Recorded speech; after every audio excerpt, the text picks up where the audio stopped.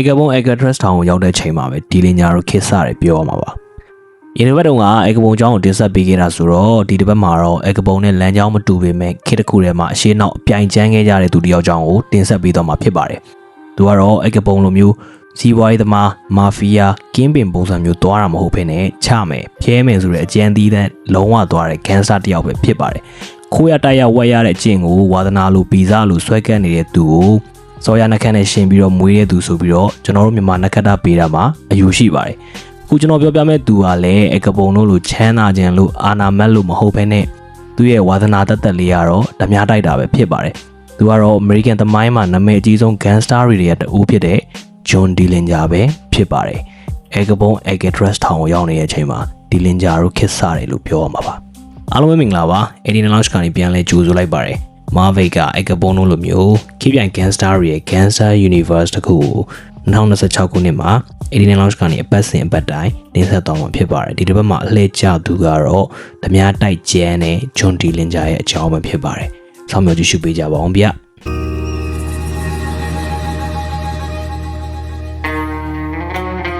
John Dillinger ကို1903ခုနှစ်ဇွန်လ22ရက်နေ့မှာ American နိုင်ငံ Indianapolis, Indiana ပြည်နယ်မှာမွေးဖွားခဲ့ပါတယ်။ဝန်မနှစ်ယောက်ရှိပြီးတော့သူ့အသက်3နှစ်မှာမိခင်ဖြစ်သူကွယ်လွန်သွားခဲ့ပါတယ်။အဖေဖြစ်တဲ့သူကတော့သားသမီးတွေနဲ့တိတ်ပြီးတော့ရင်းနေနေမရှိလာပါဘူး။ပြောရမယ်ဆိုရင်မိတဆိုးလေးတစ်ယောက်ဖြစ်တဲ့ John အနေနဲ့ဖခင်စီကပါနှွေးထွေးမှုမရခဲ့ဘူးပေါ့ဗျာ။အဲဒါကြောင့်မလို့ Dillinger အနေနဲ့ငယ်ဘဝမှာမိဘမြတ်တာမရရှိခဲ့ပါလို့ပြောလို့ရပါတယ်ဒီလိုချင်းတွေကြားထဲမှာစိုးမဲ့တတိပါလာခဲ့တဲ့ John ကတော့အိနီနာချင်းကလေးတွေနဲ့ပေါင်းပြီးတော့ The Daddy Dozen ဆိုတဲ့ဂိုင်းတစ်ခုကိုဖွဲ့ထားလိုက်ပါသေးတယ်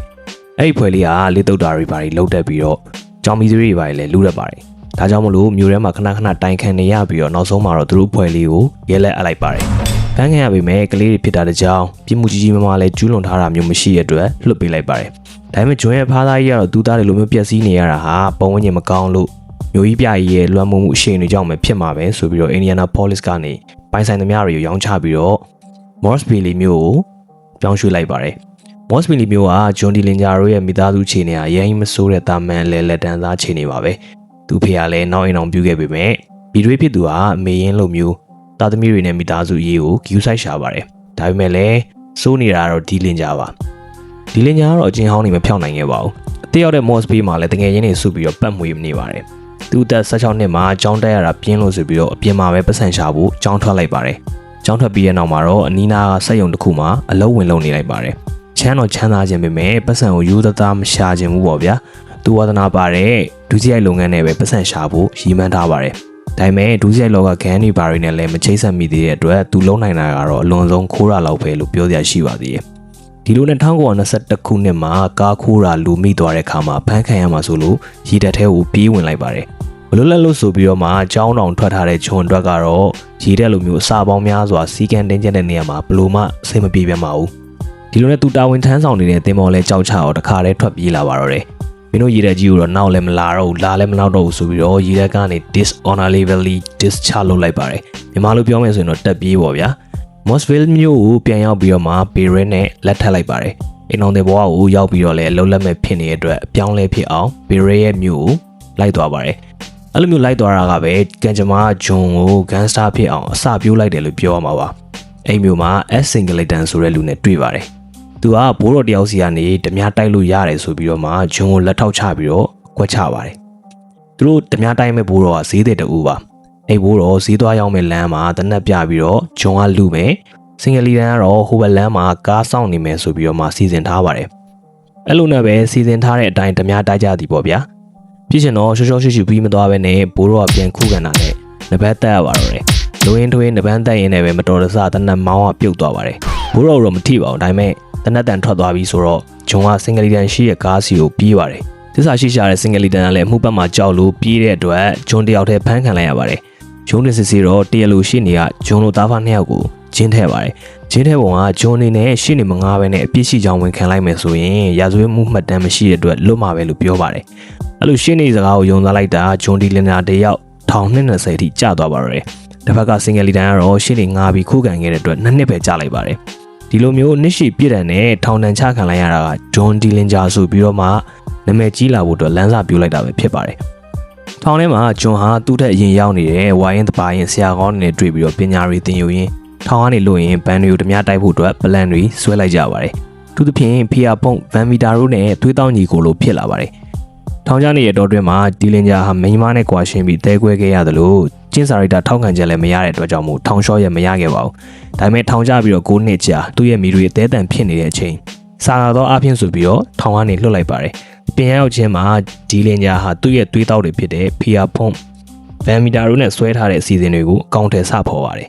်အစီအစဉ်ကတော့ဂျွန်ပြင်ရောက်ရင်ဖီယာပုံတို့လူတွေနဲ့ပေါင်းပြီးတော့မှသူတို့ကိုထောင်ဖောက်ဖို့ကူညီအဆောင်တွေကိုလက်ထိုးဖို့နဲ့လက်နက်တွေရဖို့ငွေတွေကိုဓမြတိုက်ပြီးရှာဆိုပြီးတော့မှဖြစ်ပါတယ်။ agency ကိုအကောင့်ထဲပေါ်တဲ့ခါမှာလည်းအောင်မြင်ခဲ့ပြီးတော့မှထောင်ပေါက်ပြီးပြေးလာနိုင်ခဲ့ကြပါတယ်။ဒါပေမဲ့ဒီလင်ဂျာကတော့ရဲတွေခြေရခံမိသွားတဲ့အတွက်ထောင်ထဲကိုရောက်သွားပြန်ပါတယ်။ဒီနေရာမှာသစ္စာရှိရဲဘော်တွေအနေနဲ့ဂျွန်ကိုပြစ်မထားဘဲနဲ့ကဲဖို့ကြိုးစားကြပါတယ်။ကဲဖို့ကြိုးစားတဲ့နေရာမှာရဲတယောက်တည်ပြီးတော့သူတို့ဘက်ကထိခိုက်မရှိပဲထောင်ထဲကနေဒီလင်ဂျာကိုထုတ်လာခဲ့ပါတယ်။နောက်ဆုံးမှာတော့ရဲဘော်တွေအကုန်လုံးစုပေါင်းမိသွားပြီဖြစ်တဲ့အတွက်ချီကာဂိုမြို့မှာဒီလင်ညာဂန်းဆိုပြီးတော့မှဗန်ဒမြကိုင်းကိုထောင်လိုက်ပါတယ်ချီကာဂိုမြို့မှာခြေစိုက်ထားရဲဆိုပေမဲ့သူတို့ကဓမြတိုက်တဲ့နေရာမှာလမ်းကျုံရင်ကျုံတယ်လို့တစ်မျိုးပြီးတစ်မျိုးဝင်တိုက်ပါတယ်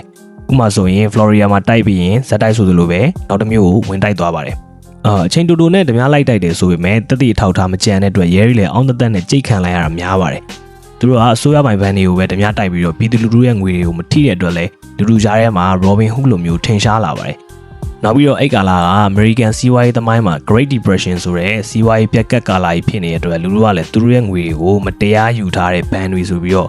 ဘန်တွေဓမြတိုက်ခံရတာကိုအားပေးကြတဲ့လူလည်းရှိပါတယ်။ Melvin Parvis ဆိုတဲ့အရာရှိဦးဆောင်တဲ့ FBI ကလည်းသူတို့ကိုတကုံလိုက်နေပါပြီ။ဒီလင်ညာကန်ဟာအစာပိုင်းမှာတော့ပြည့်စရာခတ်စရာမလိုလားပေမဲ့ Gary Mill ကဘန်ကိုလမ်းကျုံဓမြဝင်တိုက်တဲ့အခါမှာတော့အကျိတ်နဲ့ပြစ်ခတ်ရပါတော့တယ်။အဲ့ဒီပြစ်ခတ်မှုတွင်မှာဒီလင်ဂျာရဲ့လက်ချက်နဲ့တယောက်တည်ဆုံးခဲ့တယ်လို့သူတို့ဘက်ကလည်း Helmington ပြင်းထန်ဒဏ်ရာရခဲ့ပါတယ်။အဲ့နောက်မှာတော့အဖွဲ့ဝင်တွေတကွဲတပြားစီဖြစ်သွားပြီးတော့ဂျွန်ဒီလင်ဂျာလည်းဖမ်းခံလိုက်ရပါတယ်။ဒီလင်ဂျာကန်ရဲ့ခေါင်းဆောင်ကြီးကိုမိပြီးဆိုပြီးတော့လူတွေကလည်းဆယ်လီကြီးကိုဝိုင်းပြီးတော့လာကြည့်ကြပါတယ်။ဂျွန်ကလည်းခက်တီတီနဲ့သူ့ကိုဖမ်းထားတဲ့ရဲတွေနဲ့တောင်ဓပုံတွဲရလိုက်ပါသေးတယ်။သူလည်းပခုံးဖက်ပြီးတော့ဓပုံရိုက်မိတဲ့ရှေ့နေဆိုလို့ရှိရင်လိုင်းစိန်တောင်သိမ်းခံလိုက်ရပါတယ်။ဒါပေမဲ့လည်းဒီလင်ဂျာအတွက်ကတော့ရဲတယောက်ကိုတတ်ထားတာရဲ့အရင်တော့ကအမှုတွေရဲ့အကြောင်းမလို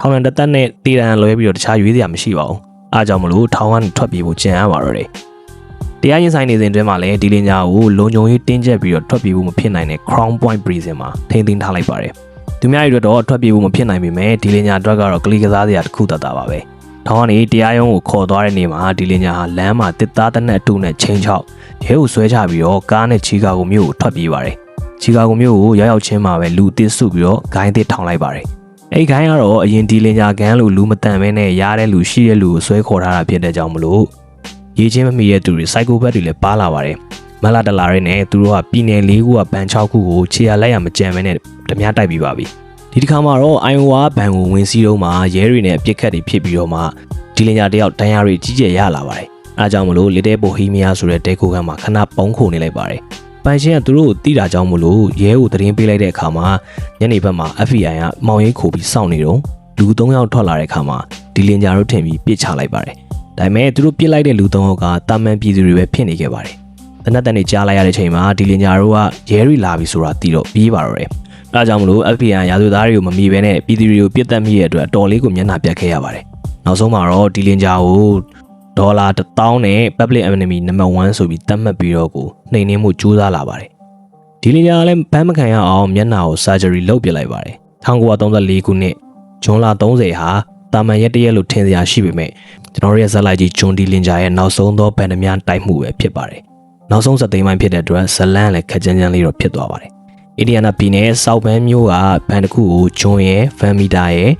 Baby Face Nelson ရဲ့ပေါင်းပြီးတော့မှဝင်စီးပါတယ်။ဘန်ထဲကလူတွေရဲ့ attention ရအောင်ဆိုပြီးတော့ Baby Face Nelson ကတနက်မိုးပေါ်ထောင်ပေါက်လိုက်တဲ့အခါမှာပြင်ကလူတွေရဲ့ attention မှာရသွားပါတယ်။ Baby Face Nelson ဆိုတာလည်းတခြားသူမဟုတ်ပါဘူး။ Marvel ကတော့ခန်းထဲမှာလည်းဝင်ငယ်ဘူးတဲ့သူပါ။ဒါပေမဲ့ဗျမ်းပဒါနဲ့ရန်လွန်ကြမ်းလွန်းလို့ဆိုပြီးတော့ Baker Carvik ခန်းထဲကနေတောင်မှထုတ်ခံထားရတဲ့သူပါ။အဲဒါကြောင့်မလို့အပြင်ကရဲတွေပါရောက်ရှိလာပြီးတော့ရဲရရှိ Howard နာစပစ်ခဲ့ပါတယ်။အဲ့လိုစပစ်တာကိုဂိုင်းသားဘန်မီတာကနေအဲရဲကိုပြန်ပြီးတော့ပြစ်တက်လိုက်ပါတယ်။ဘန်ထဲကထွက်လာတဲ့နေစင်ကိုစိုင်ရှင်တယောက်ကပြန်ပစ်တာကိုဒေါသထွက်သွားတဲ့နေစင်ကတနက်ကိုရမ်းလိုက်တဲ့အတွက်လမ်းသွားလမ်းလာ2ဦးဒဏ်ရာရခဲ့ပါတယ်။သူ့တားခဲ့တဲ့လူငယ်လေးတယောက်ကိုလည်းထပ်ပစ်လိုက်တာမှလက်မှာဒဏ်ရာရသွားပြန်ပါတယ်။တော်တော်ဆိုးတဲ့နယ်ဆင်လို့ပြောမှာပါပဲ။ဒီလင်ညာနဲ့ကြမ်းတဲ့ဂိုင်းသားတွေဟာတစားကန်ဖမ်းပြီးတော့ဘန်ထဲကနေထွက်လာတော့ရဲတွေကပြစ်တဲ့ကြီးစံတွေကတစားကန်တွေကိုထိမှန်ခဲ့ပါတယ် ဗန်မီတာကတော့နှစ်ဖူးမှာကြည်မှန်ခဲ့ပေမဲ့အသက်တော့မသေးခဲ့ပါဘူးတော်တော်အသက်ပြင်းတဲ့ဗန်မီတာပါပဲနောက်ဆုံးမှာဓမြတိုင်းမှုအောင်မြင်ခဲ့ပြီးတော့ဂိုင်းသားတဦးစီအတွက်ဒေါ်လာ4800စီရရှိခဲ့ပါတယ်ဆောက်ဘန်းမျိုးကမြို့တီမျိုးသားတွေကရဲရီမရောက်လာခင်ဓမြတွေကိုရဲရဲဝံ့ဝံ့ခုခံခဲ့တာတကယ်တော့ဆိုးရပေးတဲ့စုချင်းငွေကိုမှတ်တာကြောင့်လည်းပါမှာပါအဲ့တိုက်ခိုက်မှုကတော့ဂျွန်ဒီလင်ဂျာရဲ့နောက်ဆုံးဗန်ဓမြတိုင်းမှုဖြစ်တယ်လို့သူ့ရဲ့ဇာတ်သိမ်းပိုင်းကိုအစာပြုတ်မှုလည်းဖြစ်ခဲ့ပါတယ်ချီကာဂိုမှာဒီလင်ဂျာဟာပိုလီဟယ်မီတန်ဆိုတဲ့ပြည်သားမာလီနဲ့ချစ်ကျိုးတွေ့မိနေပါတယ်သူရဲ့ခေါင်းကတော့ Anna Sage လို့ခေါ်တဲ့မိန်းမကြီးပဲဖြစ်ပါတယ် Anna Sage ဟာတရားမဝင်ရွှေ့ပြောင်းတယောက်ဖြစ်တဲ့အတွက်ကြောင့်မလို့ American နဲ့အခြေမရွေးနှင်ထုတ်ခံရနိုင်တဲ့အနေအရှိနေပါတယ်အဲ့ချိန်မှာပဲဂျွန်ဒီလင်ဂျာတယောက်ပေါ်လာပါတယ်ဒီလင်ဂျာဟာ surgery ပြုပြင်ထားတာဆိုပေမဲ့ Anna ကတော့သူ့ကိုတပြေးပြေးသတိထားမိသွားပါတယ်နောက်ဆုံးတေချာသွားပြီဆိုတဲ့အခါမှာ FBI နဲ့ဆက်သွယ်ပြီးတော့ငါဒီလင်ဂျာကိုပေးမယ်မင်းတို့ကငါ့ကိုတရားဝင်နေထိုင်ဝင်ပေးဆိုတဲ့အလဲလဲကိုတောင်းဆိုပါတယ်အဲ့ဒီလက်ထက်ကို Melvin Purvis ဆိုတဲ့ FBI ရရှိနဲ့အကျိတ်နယ်ဆွေးနွေးပြီးတော့သဘောတူလိုက်ကြပါတယ်